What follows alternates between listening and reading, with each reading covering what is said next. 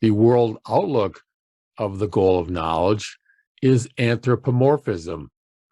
This is part of a system of worldviews that Steiner came up with, where there's 23 ways of conceiving the world, 23 world conceptions. The first one is anthropomorphism. Then there's 3 tones, 7 moods, and 12 worldviews. I'm not going to get into that now, but I wanted to mention it because I want to talk about anthropomorphism. Anthropomorphism, a widespread anthropomorphism rises in the world, taking all the worldviews to some extent, restrict oneself only to what one can experience on or around or in yourself, only what you can find within oneself.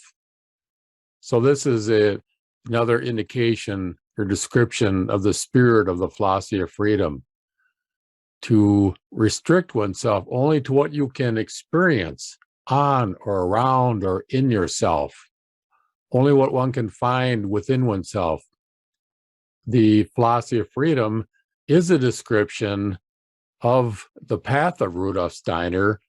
It's a description of all of his experiences on that path. It's a description of his cognitive experiences and his experiences in the world. Here's a chart showing the various world conceptions. We begin with anthropomorphism here in the preface, and that moves out to the 3 tones of intuitionism, theism, and naturalism, which includes the preface and part 1 of theory and part 2 of reality. And then this goes out to the 7 chapter moods. The 7 moods are an approach to knowledge. Then each chapter breaks down into 12 worldviews.